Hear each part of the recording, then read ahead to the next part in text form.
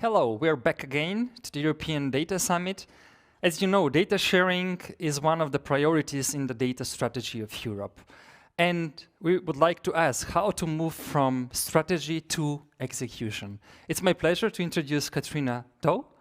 She is a representative of MICO. She is in the industry, in the data industry for more than 20 years. And she is one of the prominent voices when it comes to data sovereignty. Dear Katryna, the floor is yours. Thank you, Pencho. And good afternoon and welcome. I'm joined today here with three of us in person, and I believe, I don't see the monitor yet, we also have two other panel members joining us virtually. So I'm going to just dive into our scene setting, and hopefully they will, here we are, terrific, with Oliver, Oliver and Ronnie, that's Hello. As well, fantastic. And joining me here in person, we have Anna Ludin. Welcome, Anna, thank you for being here. We also have with us in person Aline, Blankertz, if I've said that correctly, and of course Mariane. Thank you for being here. So I just thrown out my preparation notes that I've been working on for the last couple of weeks for today's session, following the session that Johnny has just presented. So that's a hard act to follow. In that, one of the things that we want to achieve in the session this afternoon is to look at this move from strategy to execution. What does data sharing in Europe really look like? And what struck me in the session that we've just watched, and in a comment before we started, is there was this suggestion of moving to clean tech, that there is an alternative, and maybe that's one of the things we can discuss today. Well, what does that even mean if we started to use this term?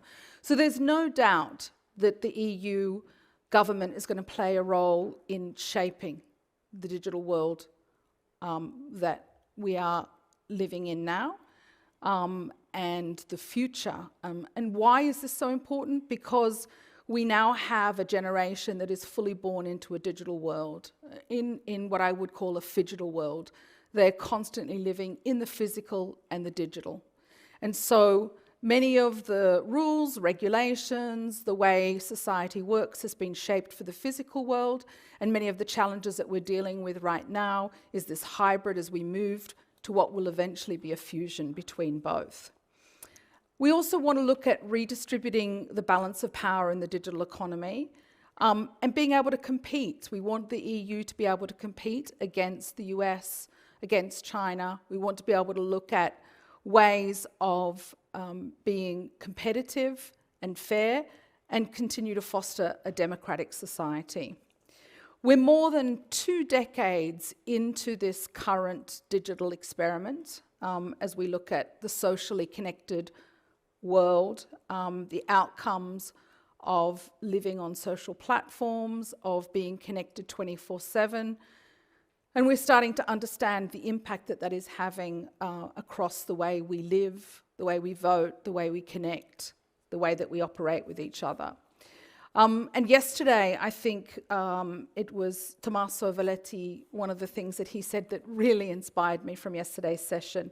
He said, all of the brilliance of humankind, and so far we've really only come up with one business model.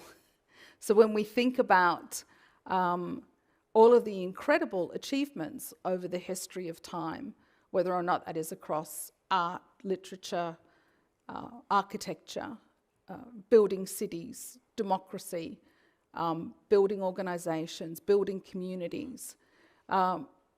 It was a thought that made me feel inspired that there is actually a possibility for a new way forward.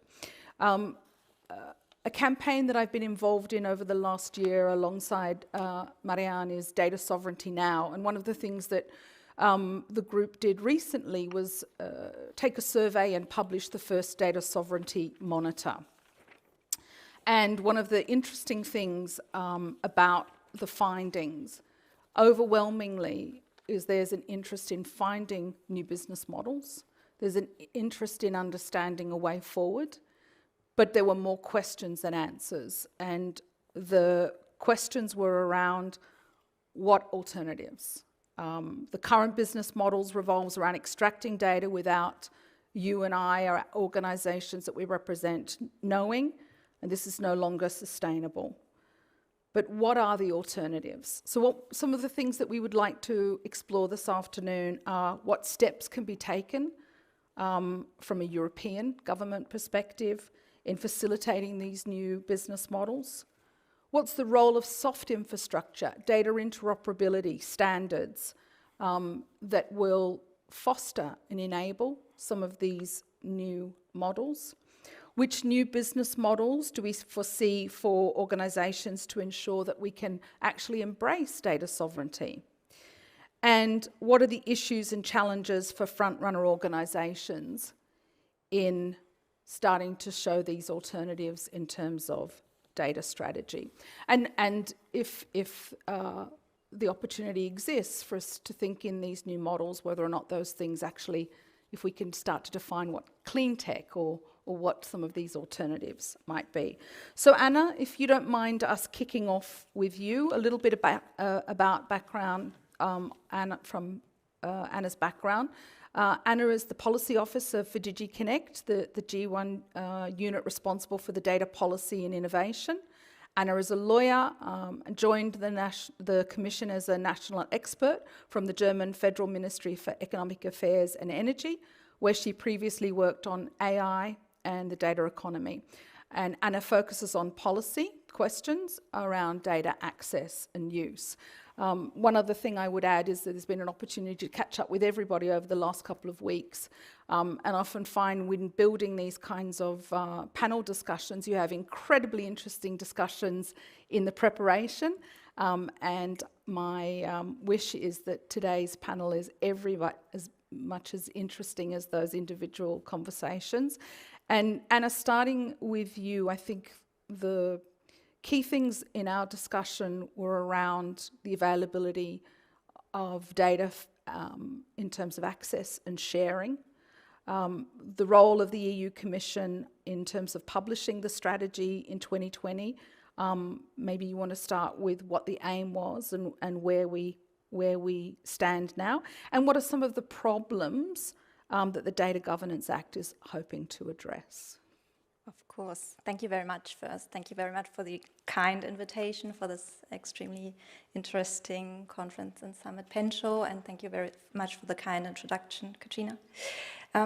Yes, I would briefly start, I guess, to recall what the European Data Strategy was actually about in February 2020. I guess everyone in the room and probably all the online listeners are very well aware of the strategy, but maybe to set the scene for our panel, I repeat a bit what it is about. The aim is, of course, to make the EU a leader in the data-driven society. So one of the first things that were new with the strategy compared to earlier Commission's communications was really this overarching aim that doesn't only look at the data economy, but really at the society as a whole. And with that, we combine a vision of creating a genuine internal market for data, where we have data that freely moves across borders, of course, but also across sectors and benefits all actors, as this aim is so overarching, as I said.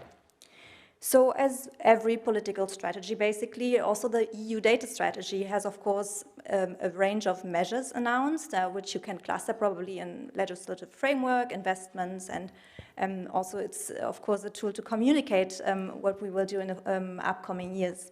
And one main element you might be also very familiar with is, of course, the creation of common European data spaces. It's part, of course, also of the investments. So with all that is planned in the European data strategy, we of course want to move ahead very quickly, and we've heard it in the earlier discussions already. I think one big milestone has just now been achieved with the political agreement on the DGA. Thank you again to all the hard work from the negotiators. And if I can focus for a moment on what was announced with regards to the legislative framework, it is indeed two major new horizontal legislative initiatives. One, the DGA, that you were asking about the problems, focuses on making, facilitating basically the voluntary data sharing by setting up frameworks for it. And one very interesting aspect of the DGA is, of course, the chapter on intermediaries. And this chapter focuses on the lack of trust that Malte has been talking earlier about this issue that is addressed with Chapter 3 by trying to create more confidence with neutral actors intermediating between data holders and reusers. The second major legislative initiative will be coming up soon. Everyone is waiting for it. I know it's the Data Act. I guess it has been mentioned earlier already. This one is rather looking at a fair allocation of value in the data economy and in the society. So we will, of course, with the Data Act, in contrast to the DGA, not only look at voluntary data sharing and how to facilitate this, but rather also look how do we actually deal with situations where data is co-generated by several users, as we know from IoT objects. You know, there has been an Inception impact assessment made this year, and also an online public consultation that ended in the beginning of September, and everyone is now waiting for the proposal, which is being conceived, and you will have a look at it soon, I guess. So I'm very excited for this discussion, because we need this discussion to go ahead with the implementation of the data strategy, because we need to move ahead from vague concepts to clear ideas how to implement good ideas. Thank you, Anna. That's a lovely segue into the comments, Aline, from you around incentives. But first, a little bit about Aline. Aline is the applied economist with ample experience in analysing developing policies for digital markets. She's the co-founder and co-chairwoman of the SINE Foundation, and the SINE Foundation promotes confidential data collaboration by bringing together technology and governance. She also works for the economics consultancy Axera, and before that led a project on the data economy at the digital policy think tank Stiftung Nu Während Wurzang, and I've just completely butchered the German language there, so my apologies. Aline has published on the intersection of data privacy and competition, particularly with data trusts and other topics. So this idea, when we chatted in preparation around incentives, would you like to pick up on how we start to get this balance where we want to have the trust, we want to have the incentives, and we want to find this new way forward? Yes, sure. And also thanks from my side for the invitation, Pencho, and for the very kind introduction, Katryna. Yes, I think it is important to think about and talk about incentives, because we had a lot of talk about, well, what we don't want. I think we have some idea of, well, we want to do something as Europe, but you know, and then when we talk about, okay, so what can we actually do, a lot of people go quiet. And also, I mean, we have these legislative measures, but this is not enough to actually bring about change.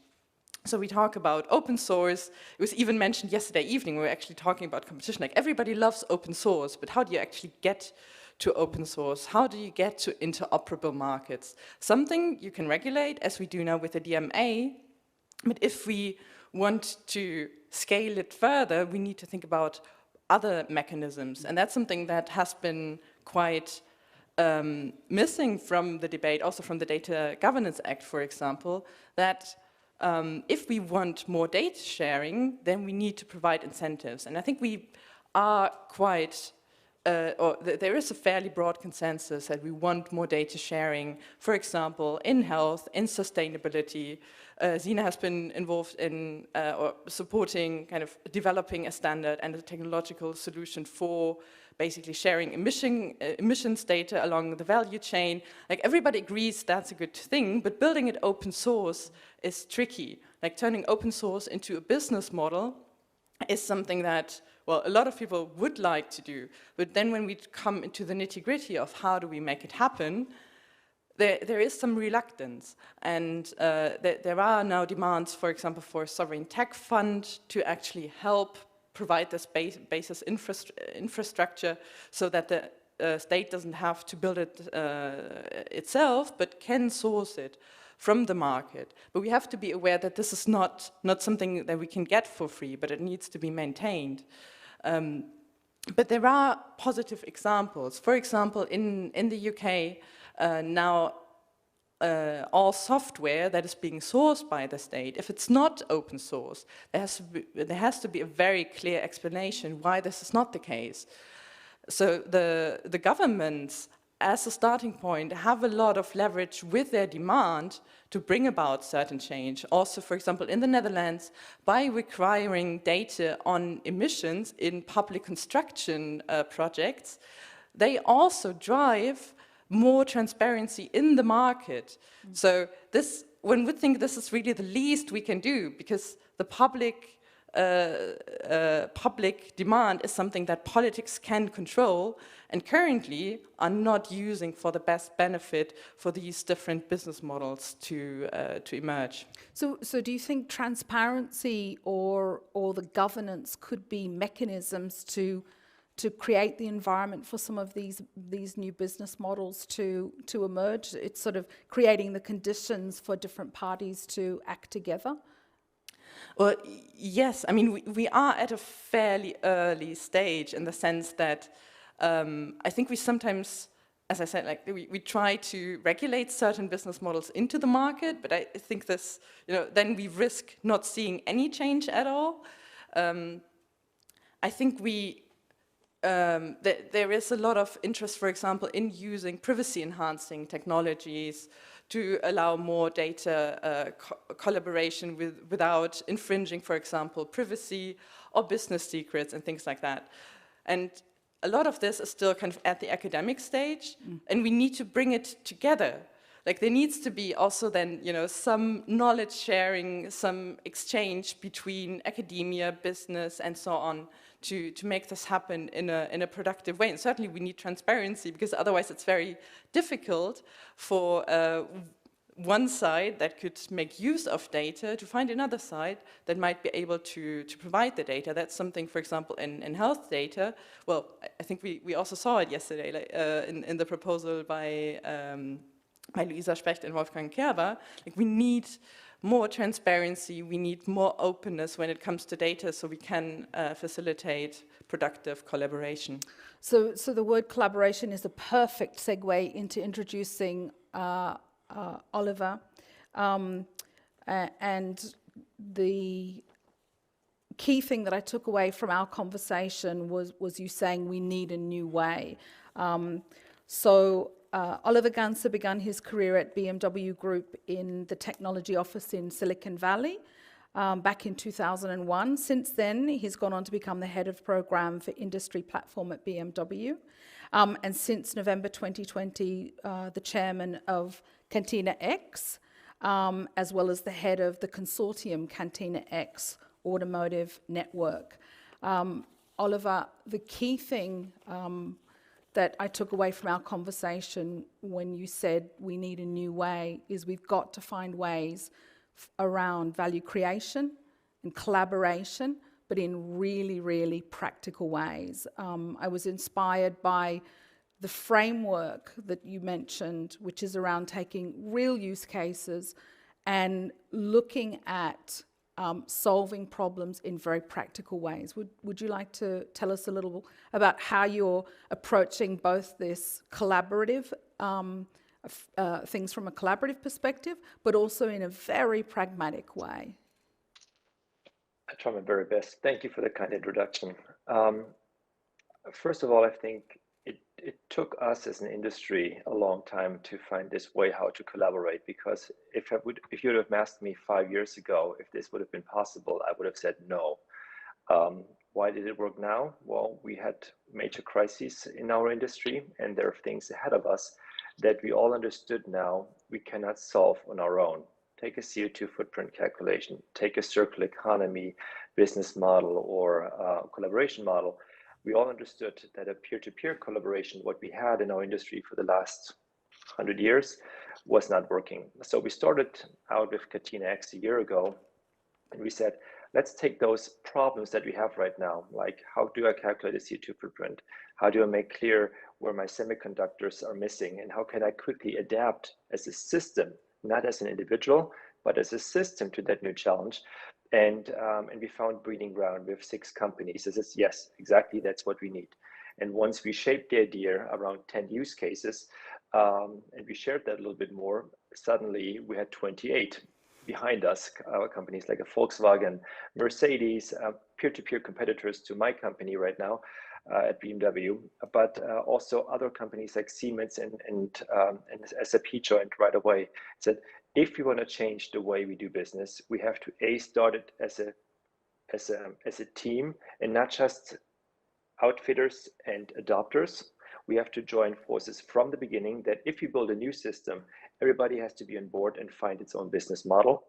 And secondly, we understood fairly quickly that over the last couple of years, everybody wanted to monetize data. It doesn't work right now, or not yet at least. So we said, let's focus on use cases. And that's what we said. We focus not on monetizing data. We do not focus on what's in for me, but what's in for us as a system, because the system, we're banging against the wall right now if we do not change it. And so what we're doing, and I think some of those statements have been already made, in order to be open, we built the main system on Gaia X, which is basically we need this European trust anchor and framework, because no one would believe is that BMW says, we BMW offer this great open system. So we use Gaia X as the framework and IDS for the industry data spaces.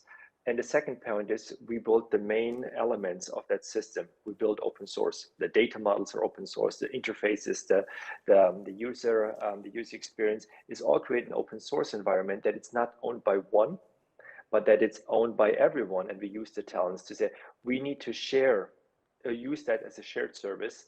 And where we differentiate ourselves, let's use the rare and scarce talent we have on the differentiating maybe applications somebody wants to offer there, but we have to join forces. And I think this so far, we have an association now with 65 members.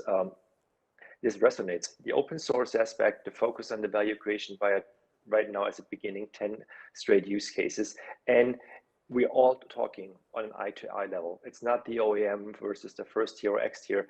We are all in one boat with the suppliers, with the outfitters, like a Siemens, a SAP, ETIS system, whatever, and we work on that in a collaborative way. But we needed stimuli at the beginning from the government as well to kick it off. But the majority of the money is coming from the industry. But it took a little push. That's what the colleague said before. How can I stimulate a system? Thank you, Oliver. The idea of took a little push, or putting that infrastructure into place, Ronnie, that's a nice introduction to what we discussed around the work that you're doing right now as a facilitator. By way of background, Ronnie Kahn is currently working on the European Digital Identity Framework at DigiConnect, as a seconded national expert from the Norwegian Digitalisation Agency. He has extensive background from user identification, authentication, payments, and financial fraud area in banking, and as a developer, product owner, and as the CTO, CCO officer in a banking-owned startup. So, Ronnie, one of the things that you talked about was the tool set, and if I just draw on a few things that Oliver just mentioned there, and also from Anna and Aline, open source is coming out, transparent is coming out, incentives for collaboration. You talked a lot about a toolkit and the ability to facilitate new outcomes that could build data transparency and trust around digital identity. but also could facilitate a more open and trusted digital economy. Would you like to talk a little bit about some of the things that you're doing and how you see that fitting into these new models or facilitating these new business models? Sure. First of all, thank you very much for having me here. So what we are working on is what is called the European Digital Wallet. And that is kind of, it might make me the odd duck here because it's not really about data. It is about everything. And the purpose of this wallet is to move from what we have today in terms of digital identities that barely works in country and does not work across countries, to something that works both inside the domestic sphere and also cross-border, and where you are able to enrich your identity or do what we call digital validation, where you can express more things about yourself than just who you are. So those things might be different things, that they might be, for instance, a proof of my role and my job and my authority to actually give consent for releasing some data into some project, or consent for sharing my health data, for instance. So it's kind of it's really about building a digital ecosystem for both natural subjects and legal subjects. So that's the framework we are building. And we talked a little bit about putting soft infrastructure. You just mentioned health data, the COVID certificates, payments data. Would you like to expand a little bit on, and one of the other really interesting use cases you mentioned was around power of attorney or digital trust, in taking some of the things that we have in the physical world from a legal perspective into the digital with a framework. Would you like to expand on that a little more? Yes, so we are making a framework, or we are making a house, and we don't tell anybody how to make the rooms inside that house. So it's a legal basis for instance, expressing powers of attorney within this framework, and deliver that to somebody, and they have to accept that. At the same time, we are not mandating exactly how that should look. How does a power of attorney look? That will be up to the sectors to do. On the same token, we don't give consent for somebody to access my health data. We don't tell exactly how it looks like, but we're given the framework, the legal framework on how this should be recognized and accepted, given that there is some sectorial laws regarding the content, exactly how the content should look like. So in that sense, this is facilitation. We're making a framework, but the rest of the sectors and the industry needs to fill these frameworks with content that are accepted both cross borders and cross industry. Okay, so the focus there on this soft infrastructure and the interoperability, which is probably a great segue to you, Mariane, yes? So I know that this is something that is very close to your heart. So by way of introduction, Mariane Veen is the Director, Lead Data Sharing and Public Services at the consulting firm INNOPAY. She believes in a world where trusted data exchange is key to unlocking new business models and reducing costs. And we've had the privilege to work together closely over this last year or so on data sovereignty now. And I know that you've been at the forefront of helping policymakers, industry appreciate what soft infrastructure can do and how it can be a multiplier and a massive facilitator towards this new data sharing economy and this new value creation. Yeah, thank you, Katryna. Yeah, indeed. So actually, what is soft infrastructure? Huh? So for a lot of people, it's still a abstract word, but basically for me, it's something we do for ages already. So I mean, we built sewers back in the years, and we developed cities and countries with it, and we built roads and railways, and with that we unleashed enormous development for everybody. And now I think we need soft infrastructure for data sharing. So that is soft infrastructure is a set of agreements that you make. And it's not just about the hard infrastructure, but it's also, if I drive my car, it's not just about the roads that we have, but it's also, if I'm in a collision with you, I know exactly what to do. I know which EU form I have to pick up and fill in. So for me, soft infrastructure is a way to tilt the data benefit balance, in that you can make sure that not just the organizations get benefits of the data, but also the users.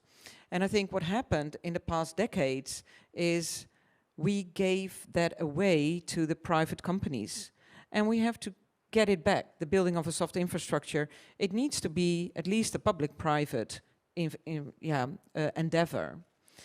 And why is that important? Because it's about the values and the data benefit balance that we want to bring back.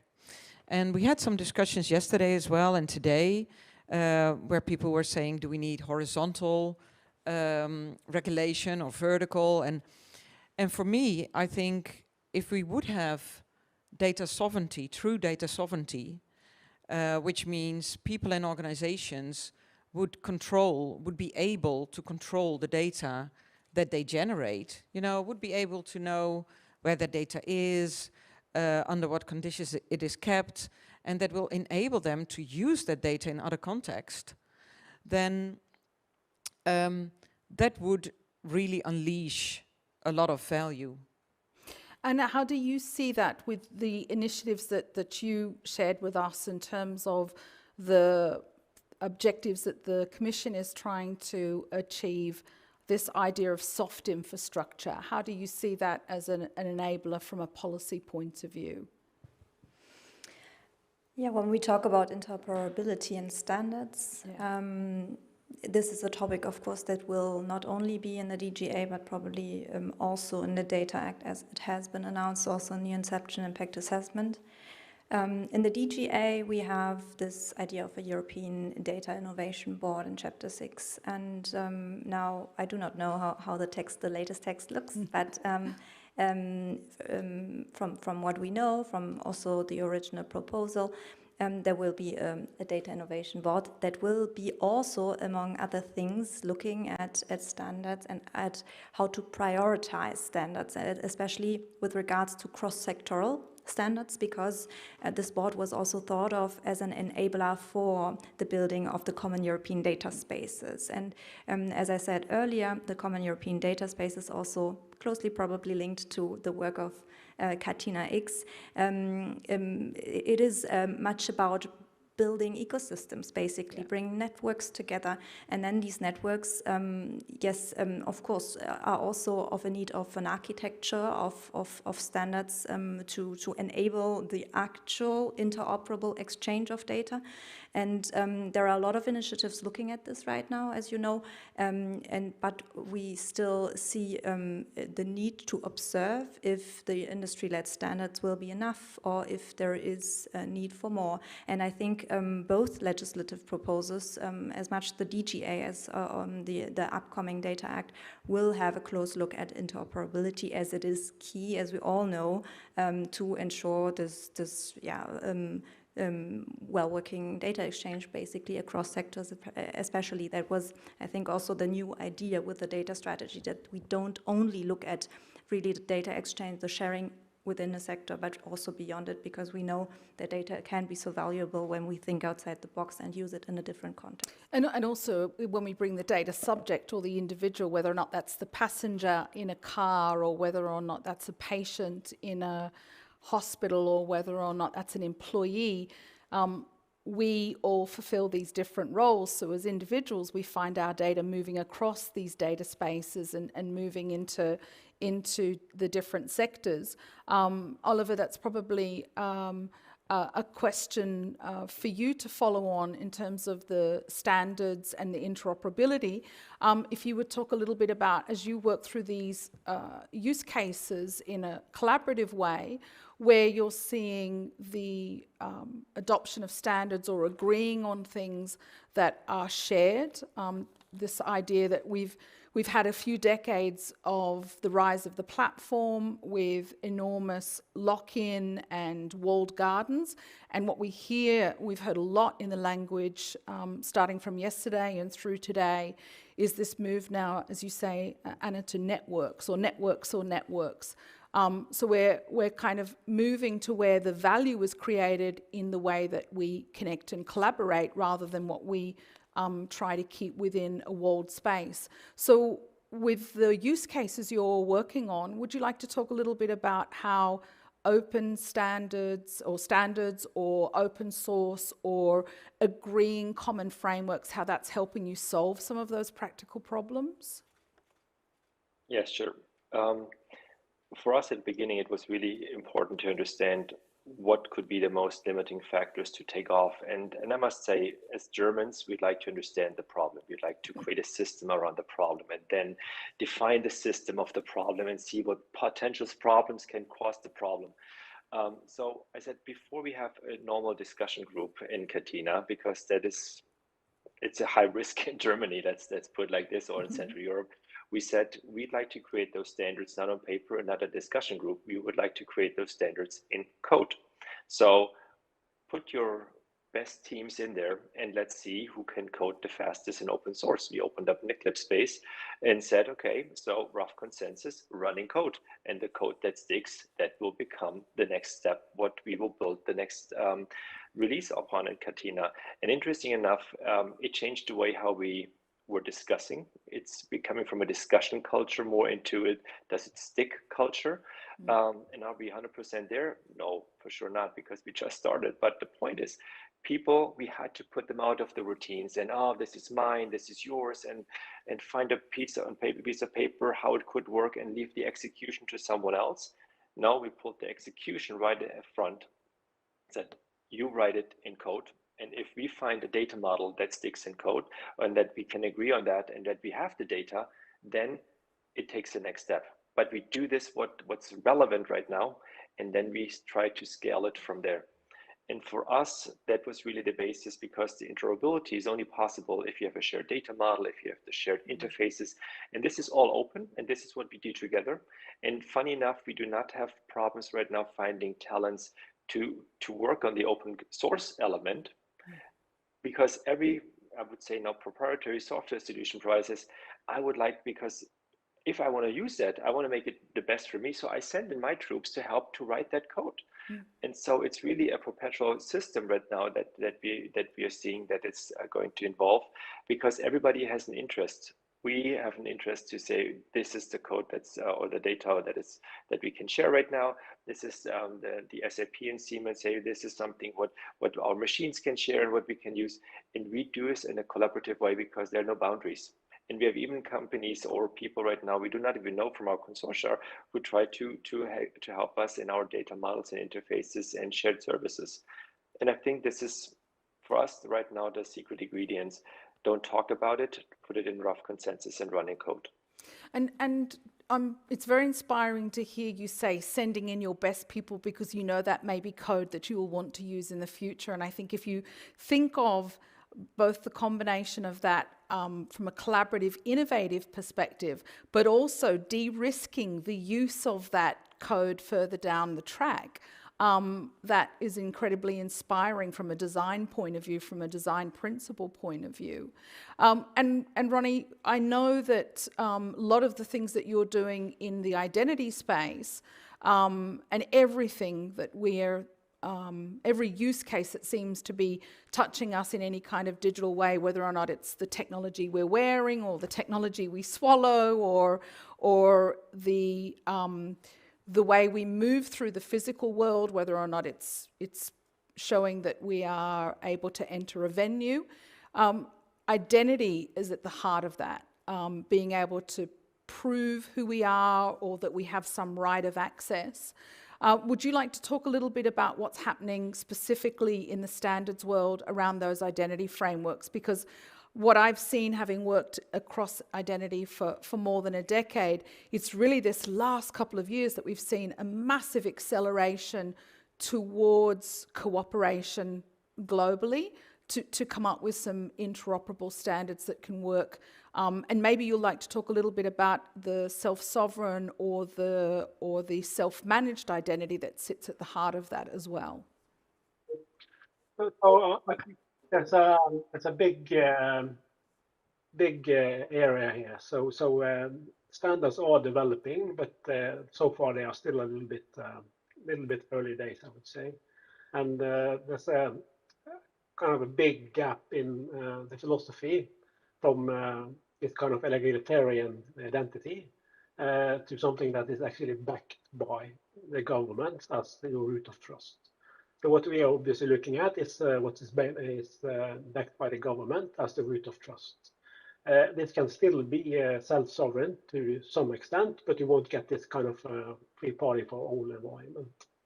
So standards are slowly developing, but it is still early days. I think we'll probably do some more mistakes before we get it right.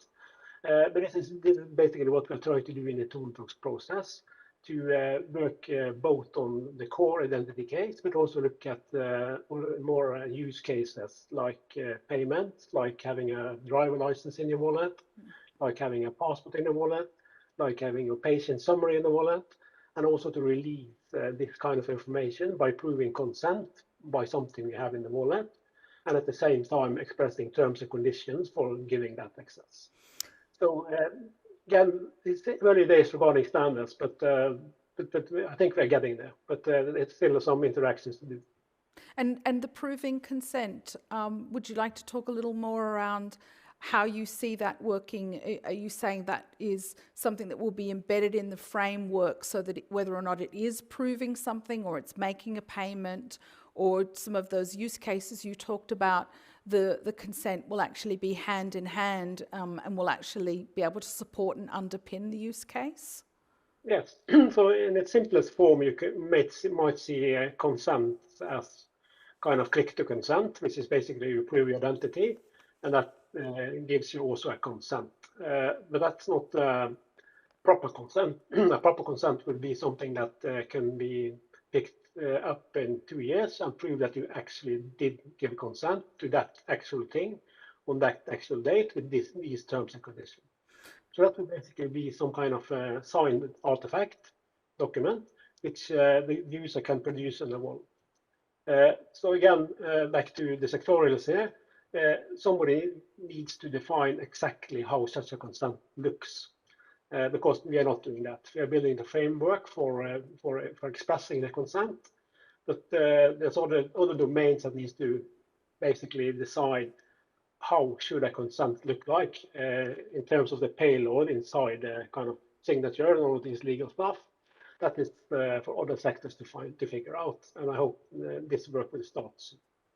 And Mariane, that's something you talk about quite a bit, the peer-to-peer aspect of it, yeah, where there's volition to share and have that consent. Would you like to expand on that a little? Yeah, thanks, Katryna. Yeah, so I think, you know, if you look at what Oliver said earlier about the need, you know, we hit a wall and we need to collaborate, then for me, that's also a really important point. If you look at the data spaces that you were talking about, this is going to be ecosystems like Catena, like other systems, and we build trust frameworks. And what you see is, I think if you look at new business models, it's not just about the data monetization per se. It's about the value you can get from services around those data. And I think in the transaction of data, there's a lot of value. So let me give you one example that I've used before. In one of the trust frameworks we built in logistics, there's this famous example of somebody wanting to import something, let's say bananas, and they want to let their transporter know. So you have this at the port they're docked, but they can only let the importer know when it's docked or not. But now, with this trust framework, which is actually kind of a data space before the term was coined, you can, the port can let the transporter know the container is docked. Now, that data, I mean, it's an interesting example, but what is really where the value really lies is that it offers a new business model, because now they have more customer intimacy. they can compete with other harbors because their time to market is quicker. And that is where the real value is. And I think you need to start with the use cases. And we've heard a lot of problems these days. And I think if we start with the use cases, these kinds of use cases, and really try to look into them and start with a data sovereign view on it, because that's the only way these parties in an ecosystem or in a data space are going to be building trust. I mean, that's also what Oliver says. So I think with that, you start. And I think I wanted to say something about the Data Innovation Board that you were mentioning. So what Ronnie is saying is really interesting, but we're not there yet. There's a lot of things that need to be happening. We need to focus on interoperability and how are we going to manage decentralization. And I think the Data Innovation Board is going to be extremely important. And that is something that really interests me, and maybe you can say something about it. What are we envisioning? How are we going to make it a powerful thing, this Data Innovation Board, so we can also leverage the synergies with other fields like digital identity and AI? Could you say something about that, maybe? Happy to try. I mean, that's basically the road ahead.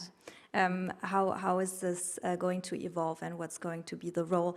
But you know, the tasks and also the constitution of the board is of course in the DGA itself, so that's already a brilliant step, I would say, that we have the basis for it. And then, yeah, we need to be now as quick as with the proposal to make it into action. There are a lot of tasks, you know. It's about the monitoring also of the implementation of the different parts of the DGA. But so this part about the prioritization of standards, what I was mentioning earlier, is only one of several tasks that is mentioned, as you know. And then, of course, looking at the constitution, it will be interesting to see how stakeholders have their say and what their role is.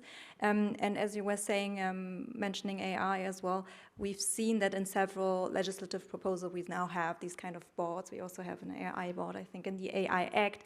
And so maybe it is also interesting to see how these boards will interact with each other and where there are synergies, as you said. And of course, I think also, yeah, the data protection authorities will probably want to have also their say and be heard. And so I think that will be a truly interesting work, but that's the road ahead. I don't have more information for the moment.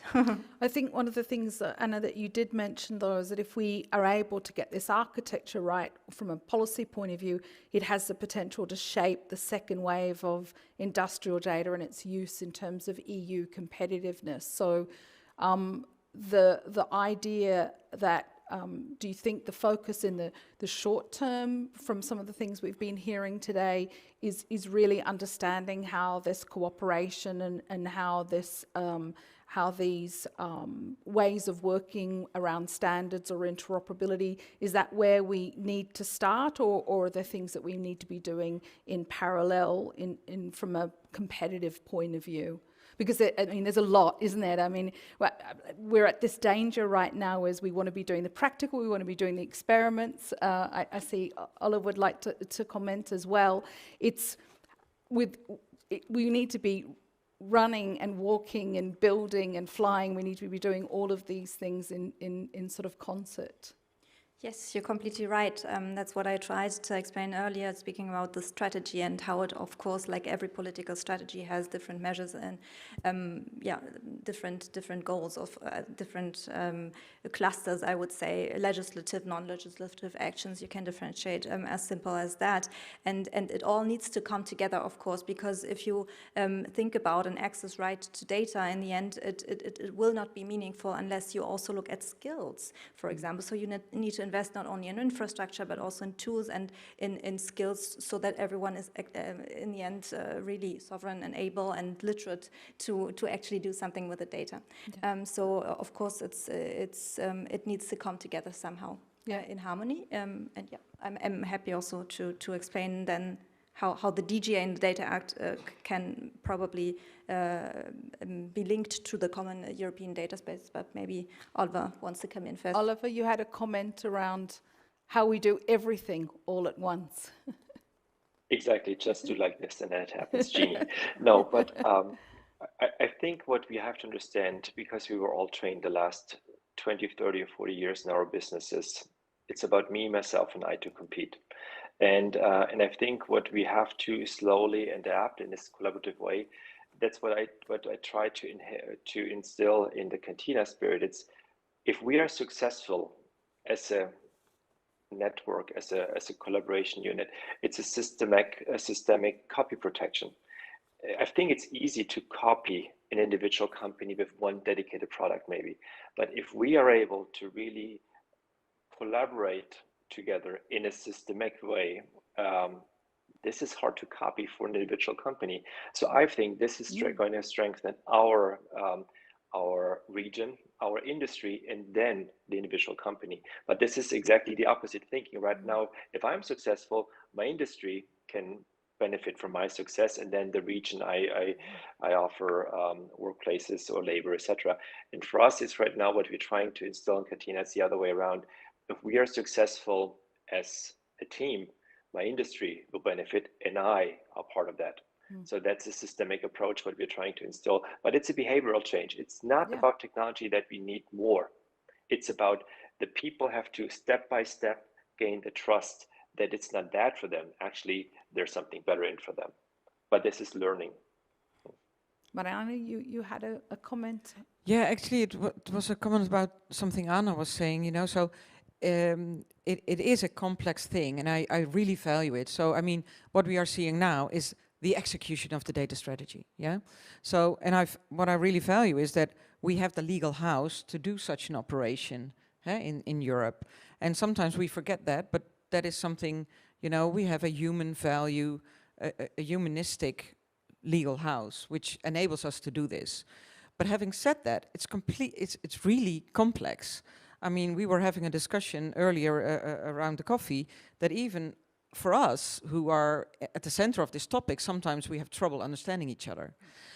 And I was thinking, but you know, it might even be time for a bill of digital human rights to give impetus and a direction of what this is really all about. So this is, of course, everything is in the meticulous of each law, how we should do it. We talked a lot about GDPR, we talked about the Data Act, we talked about the DGA. But if we go outside here, outside the building, and we ask the people on the street, it's very hard for them to grasp. Whereas if you look at the Bill of Human Rights, that's easy to grasp.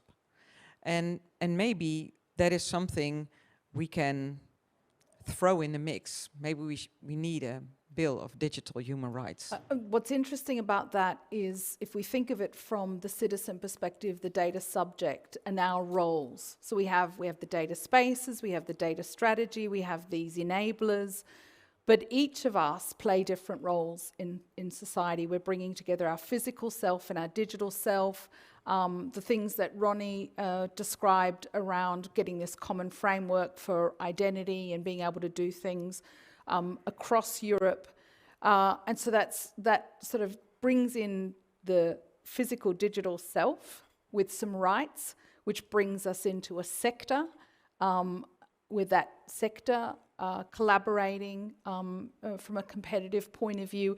And if you think of it from an architectural point of view, or almost a tech stack, I mean, I don't know, maybe this is the beginning of this clean stack, if we can start to think of what that might look like. You know, what are the principles and foundation? How does policy then reinforce that and create the market conditions? How do you then incentivize that collaboration, and then how is it that we participate?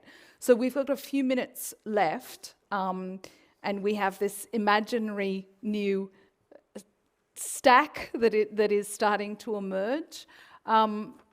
If we're here a year from now and we've been able to go off and focus on the things that will make a difference, Anna, what would you like to see a year from now, looking back on from all that you've accomplished over the last couple of years to get to this point?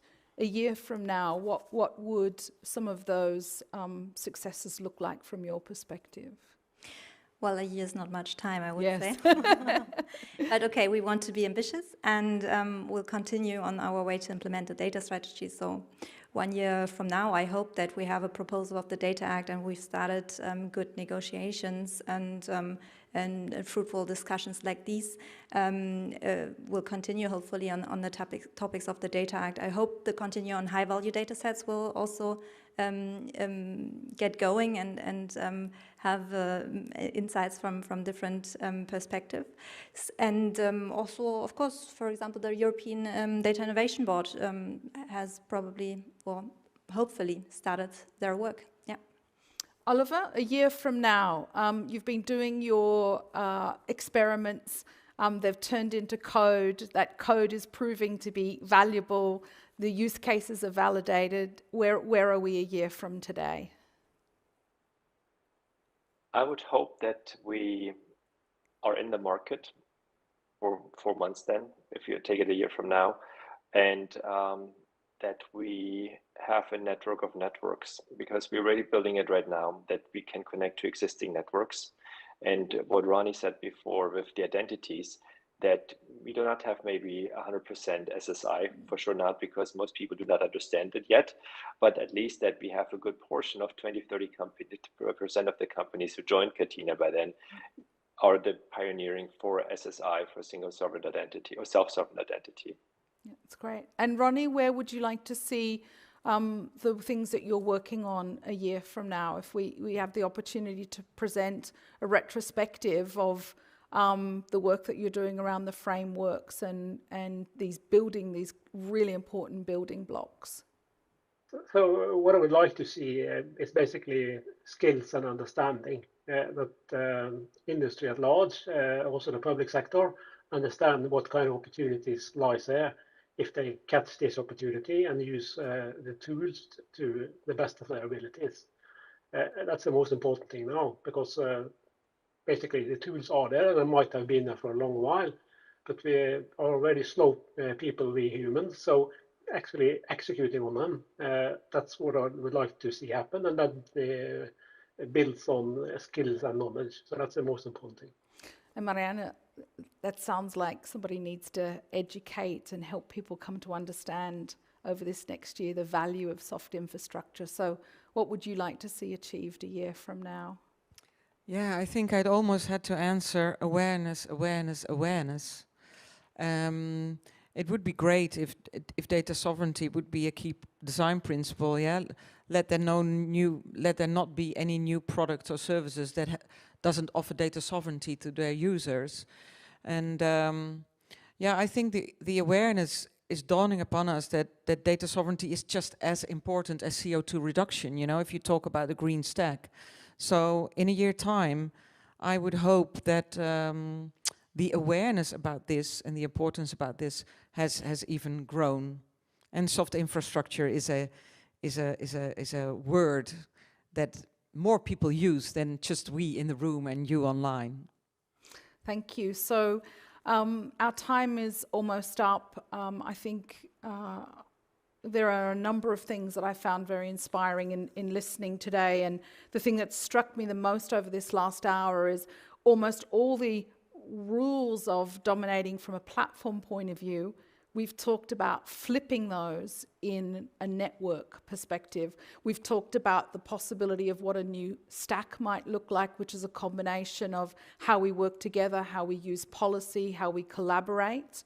And we're starting to find new tools around interoperability, new frameworks, which create a common language, and with a common language or a common approach, together with a strong vision, there is a lot that can be achieved. So I'd like to say a huge thank you for joining us this afternoon, Anna, Mariane, Oliver, and Ronnie, and also to Aline. Thank you so much. And I don't know whether or not we might negotiate an invitation for a year from now to be able to say these were the things that we aspired to do, collaborate and co-create, and these are the things that we've done. So thank you so much.